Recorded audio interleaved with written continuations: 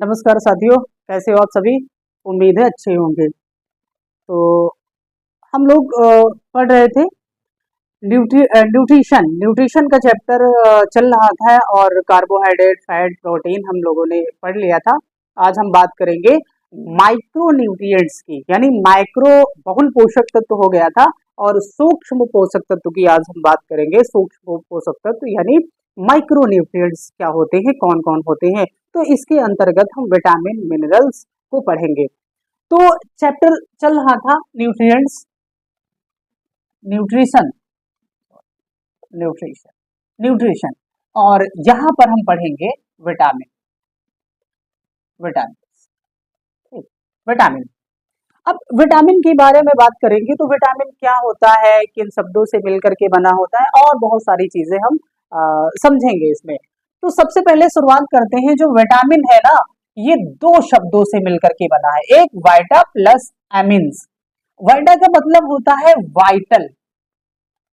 Vital vital एक ऐसा शब्द होता है, जब आप हॉस्पिटल गए होंगे तो आप लोगों ने देखा होगा कि वहां कहीं लिखा होता है वाइटल एरिया। तो वाइटल एरिया में क्या होता है, जहां पर आपके बीपी चेक होती है, जहां पर आपकी हाइट मापी जाती है, आपकी जो वजन है वो मापा जाता है, तो उसको वाइटल एरिया बोलते हैं। तो यानी ये क्या है, वाइटा वाइटल वाइटल जो रिएक्शन है ना। तो ये वाइटल रिएक्शन को क्या काम करता है, वाइटल रिएक्शन को बैलेंस करने का काम करता है। यानी जो जैविक क्रियाएं हैं, तो जैविक क्रियाओं को संतुलित करते हैं। जैविक क्रियाओं को संतुलित करता है ताकि ये बीमारियों से बचाए। संतुलित करता है। और जो एमिन्स है, ये NH2 ग्रुप्स, ये NH2 के ग्रुप हैं जिनको हम एमिन्स बोलते हैं। ठीक है। तो विटामिन क्या है, वाइटल रिएक्शन को बैलेंस करने का काम करता है। और ये क्या काम करता है, जैविक क्रियाओं को, यानी वाइटल रिएक्शन को बैलेंस करता है। अब यहां पर बात करेंगे कि जो विटामिन है ये एनर्जी देता है, तो नो एनर्जी। यहां पर ये एनर्जी नहीं देता है। एनर्जी क्यों नहीं देता है, क्योंकि जो हमारे जो न्यूट्रिएंट्स होते हैं, जिनका मेटाबॉलिज्म होता है, तो जिनका उपापचय क्रियाएं होती है, वो हमको एनर्जी प्रोवाइड करवाते हैं। और जिनका मेटाबॉलिज्म नहीं होता है, वो एनर्जी नहीं प्रोवाइड करवाती हैं। तो ये जो विटामिन होती है, ये हमारी बॉडी डायरेक्ट इनको अब्जॉर्ब कर लेती है। इस वजह से इनको हम क्या क्या कहते हैं कि ये विटामिन, यानी ये जो एनर्जी नहीं देते हैं। ठीक है। और ये बॉडी हमारी सीधे अब्जॉर्ब कर लेती है, तो नो एनर्जी। फिर क्या काम करती है ये, तो फिर काम करता है ये प्रोटेक्ट करने का काम करता है। प्रोटेक्टिंग, ठीक, प्रोटेक्ट करता है। इसी वजह से इसको हम प्रोटेक्टिंग फूड भी बोलते हैं। किससे प्रोटेक्ट करता है, तो ये प्रोटेक्ट करता है बाहरी आघातों से। यानी बाहरी आघातों से मतलब है बाहरी आघातों से बचाता है। बाहरी आघातों से का मतलब क्या होता है, जैसे कि है फंगस है, जो बैक्टीरिया है, जो वायरस है, तो इन सब चीजों से, यानी इन सब से ये हमको बचाता है। ठीक है। अगर यहाँ पर हम बात करें कि जो विटामिन है, इसके तत्व कौन किन किन तत्वों से मिलकर के बना होता है, तो ये बना होता है कार्बन, हाइड्रोजन, ऑक्सीजन, नाइट्रोजन, यानी नाइट्रोजन और सल्फर, फास्फोरस, फॉस्फोरस, फास्फोरस, ठीक है, फास्फोरस है, क्लोरीन है, क्लोरीन है, कोबाल्ट है, कोबाल्ट, ये तो इन सब चीजों से मिलकर के बना होता है। जो सल्फर है, तो सल्फर किस में पाया जाता है, तो विटामिन B1 और B7 में। जो फास्फोरस है, तो विटामिन B6 में। जो क्लोरीन है, तो विटामिन हाँ, विटामिन के में जो कोबाल्ट है वो विटामिन B12 में, तो ये सब पाए जाते हैं। ये इन तत्वों से मिलकर के बना होता है, यानी इन तत्वों से मिलकर के बना होता है। अब यहाँ पर हम बात करेंगे कि जो विटामिन है इनके टाइप्स कितने हैं, ये कितने प्रकार के होते हैं। तो विटामिन के टाइप क्या है, ये दो प्रकार के होते हैं। एक है फैट सोल्यूबल विटामिन और दूसरा है वाटर सोल्यूबल विटामिन। जो फैट सोल्यूबल विटामिन होते हैं वो कौन कौन से होते हैं और जो वाटर सोल्यूबल विटामिन होते हैं वो कौन कौन से होते हैं। तो यहाँ देखेंगे types of vitamin, types of vitamin, जो विटामिन के प्रकार हैं, जो विटामिन के प्रकार। अब यहाँ देखेंगे दो भागों में बांटे हैं। एक है fat soluble, fat soluble vitamin, और दूसरा है यहाँ पर water soluble vitamin, water soluble vitamin. तो जो फैट सोल्यूबल विटामिन है वो कौन कौन से हैं, तो ये एडेक नाम देते हैं, एडेक, यानी विटामिन ए, डी, ई और के, जिनको अगर हम उल्टा करके देखें तो ये कीड़ा आता है ना, कीड़ा सब, तो आप ऐसे भी याद सकते हैं, चाहे कीड़ा और या फिर एडेक। और ये जो विटामिन होता है वाटर सोल्यूबल विटामिन होता है, यानी जल में घुलनशील, ऐसे लिख दें, जल में घुलनशील, जल में घुलनशील, और ये वसा में घुलनशील,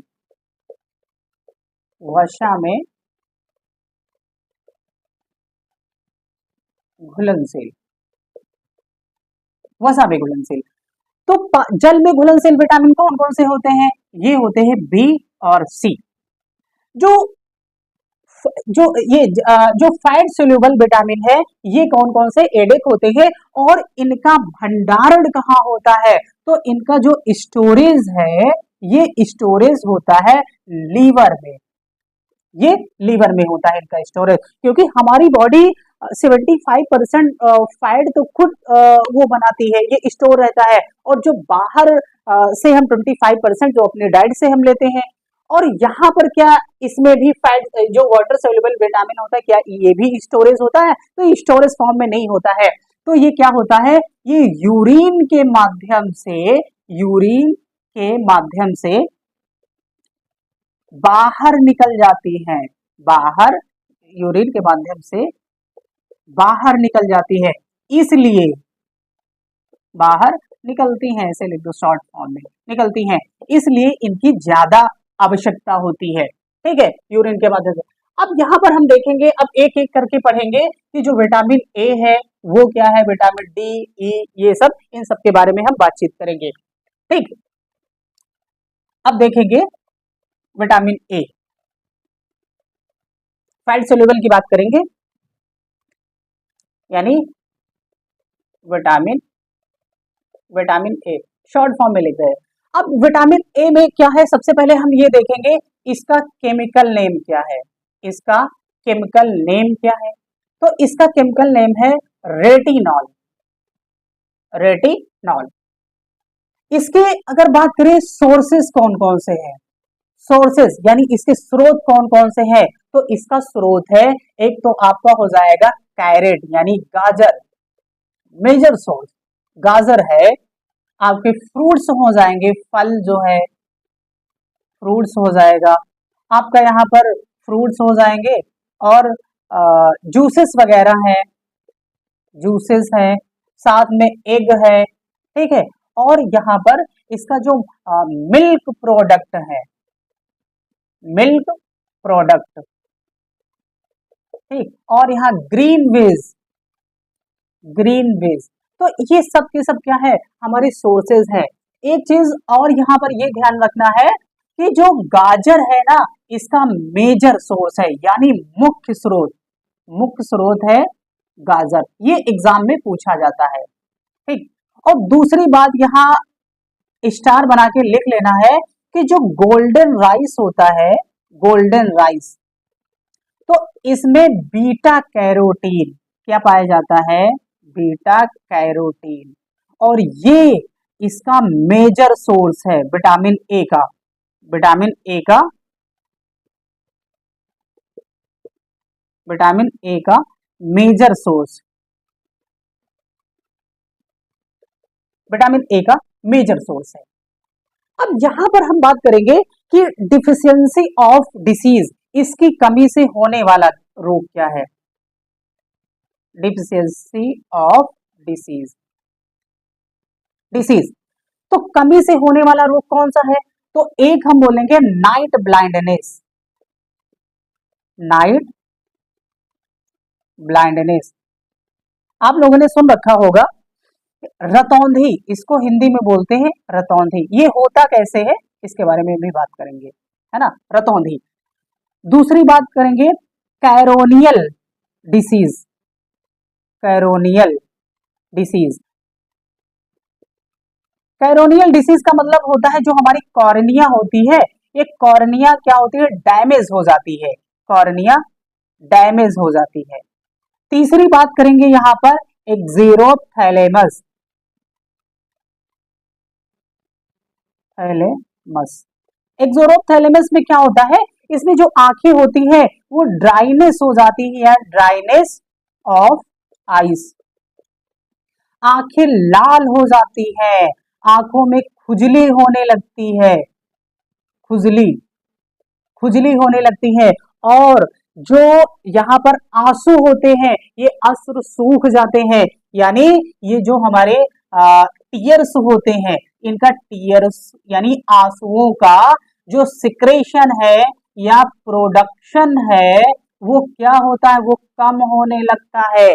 आंखें यानी अश्रु सूख जाते हैं, आंसू नहीं निकलते हैं एक्सेरोथैलेमस में। अब यहाँ पर नाइट ब्लाइंडनेस। अब नाइट ब्लाइंडनेस क्या होता है? सबसे पहले आप ये समझिएगा कि ये जो हमारी रेटिनॉल है, आप देखिएगा रेटिनॉल, अब इस रेटिनॉल को ये जो हमारा लीवर है, ये लीवर बदलता है रोडोप्सिन में, रोडोप्सिन, रोडोप्सिन। और रोडोप्सिन क्या है? एक प्रकार का ये पिगमेंट है, और पिगमेंट का काम क्या होता है? ये कलर प्रोवाइड करवाता है, कलर प्रोवाइड करवाता है। और रोडोप्सिन पाया किस में जाता है? तो ये हमारी आंखों में पाया जाता है, आईज में।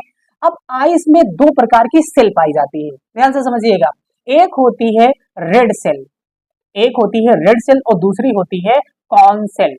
कॉर्न सेल, जो रेड सेल होती है वो विजन प्रोवाइड करवाती है, यानी हमारी देखने की क्षमता को बढ़ाता है, यानी। और जो कॉर्न सेल होता है ये कलर प्रोवाइड करवाता है, कलर प्रोवाइड करवाता है, यानी कलर प्रदान करता है। तो जो कलर प्रदान करने का मतलब ये होता है, जो आपने देखा होगा किसी की आंखें भूरी है, किसी की आंखें काली है, किसी की आंखें नीली है, तो यही ये कौन सेल ही इसके लिए जिम्मेदार होता है। अब यहाँ पर ये जो रेड सॉल है, ये सॉरी रेड जो सेल है, यहाँ पर रेड सेल क्या हो गया? अगर यहाँ पर आपका जो रेटिनॉल कम होगा, अगर आप रेटिनॉल नहीं लेंगे, ठीक है, तो ये हमारा रोडोप्सिन कम होगा। तो जो रोडोप्सिन कम होगा तो यहाँ पर जो विजन होगा तो विजन पावर भी कम होगी, और जो विजन पावर कम होगी तो यहाँ पर डिसीज होगी नाइट ब्लाइंडनेस की, यानी रतौंधी की, रतौंधी। आप ऐसे समझिएगा कि अगर यहाँ पर रेटिनॉल की कमी होगी, जब रेटिनॉल की कमी होगी तो क्या होगा? हमारे जो रोडोप्सिन है, रोडोप्सिन है, तो रोडोप्सिन भी कम होगा। जब रोडोप्सिन कम होगा तो यानी हमारी जो विजन है तो विजन पावर भी कम होगा। जो विजन पावर कम होगा तो यहीं पर क्या होगा? यहीं पर होगा नाइट ब्लाइंडनेस, ब्लाइंडनेस यानी रतौंधी हो जाएगा। तो उम्मीद है आप लोगों ने ये समझ लिया होगा। अब हम बात करेंगे vitamin D, vitamin D.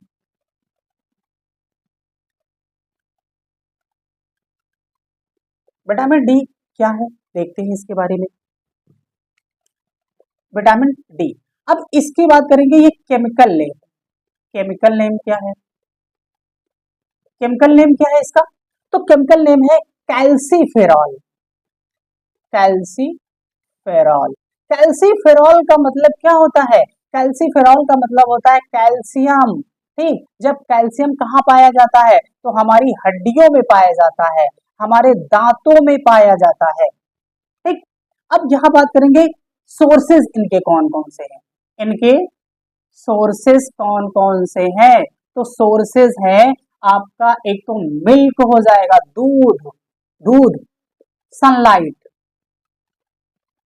Sunlight, non veg, non veg, egg, ठीक है, ये हमारे मेजर सोर्स होते हैं। अब यहाँ पर ये देखना है कि ये काम कैसे करता है, तो आप ये समझिएगा कि ये हमारी बॉडी को ये काम क्या करता है, इनके कार्य कौन कौन से होते हैं? तो कार्य होता है, फंक्शन की बात करेंगे, फंक्शन है ना, कैल्शियम को एब्जॉर्ब करता है, एब्जॉर्ब यानी आउटसोर्स, एब्जॉर्ब प्रोसेस को यानी एब्जॉर्प्शन को, एब्जॉर्प्शन को बढ़ाता है, कैल्शियम के एब्जॉर्प्शन को बढ़ाता है, इसी वजह से इसको हार्मोन विटामिन कहते हैं, हार्मोन विटामिन कहते हैं, कहते हैं, ध्यान से समझिएगा। और क्या काम करता है? ये जो हमारी बॉडी जो होती है ये इसके अंदर खुद विटामिन डी होता है, लेकिन जब सनलाइट की प्रेजेंस में हम जाते हैं तो ये एक्टिव होता है, जो हमारी स्किन होती है ना, तो ये क्या काम करता है ना, विटामिन डी मेकिंग, है ना, तो क्या काम होता है,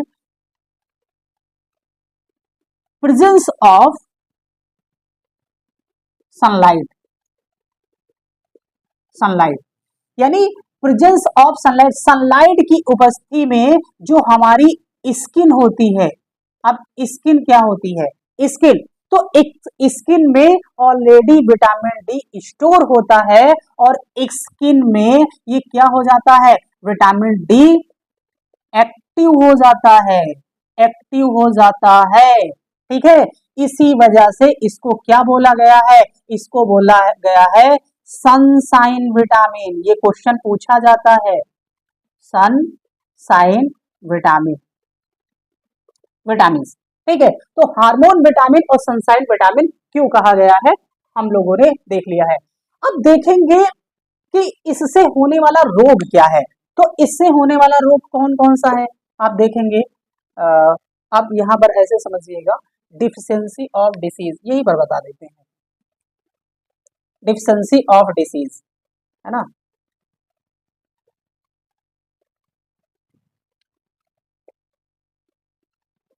डिफिशियंसी,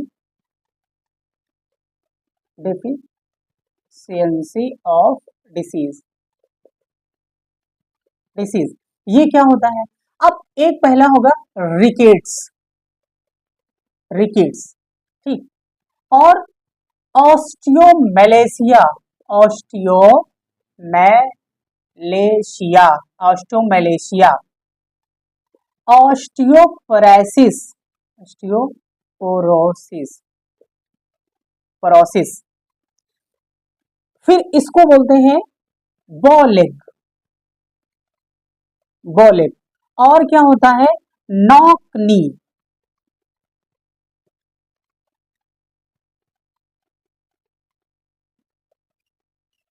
नॉकनी, नॉकनी डिसीज।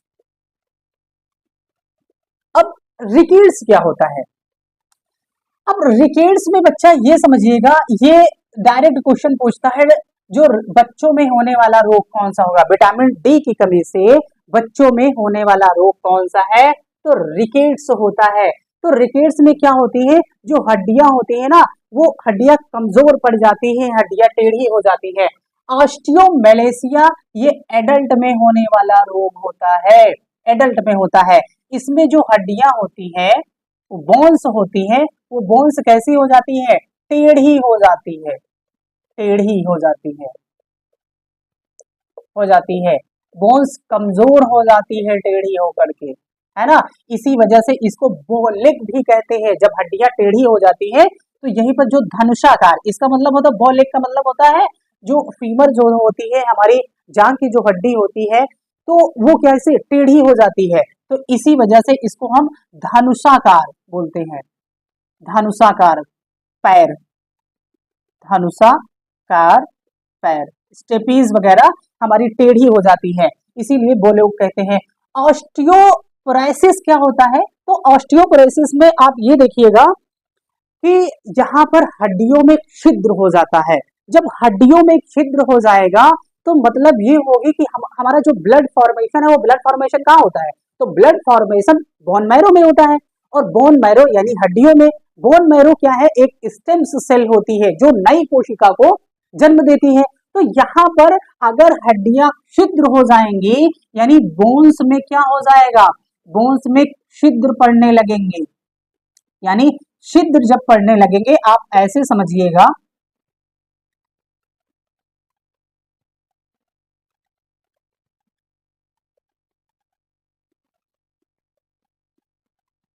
ऐसे, तो इसमें फोर्सेस होने लगेंगे। फोर्सेस जब होने लगेंगे तो हड्डियां में क्या होगी? हड्डियां कमजोर पड़ जाएंगी। बोन मैरो यानी बोन मैरो मैरो नष्ट हो जाएगा, ब्लड फॉर्मेशन नहीं होगा। तो जब ब्लड फॉर्मेशन नहीं होगा, जो हमारा ब्लड है, इस ब्लड फॉर्मेशन क्या होगा? ब्लड फॉर्मेशन नहीं होगा। जब ब्लड फॉर्मेशन नहीं होगा तो हमारे शरीर में खून की कमी हो जाएगी। अब जब खून की कमी हो जाएगी तो ये महिलाओं में अक्सर होता है कि मासिक धर्म यानी जो मॉन्स्ट्रियल साइकिल है,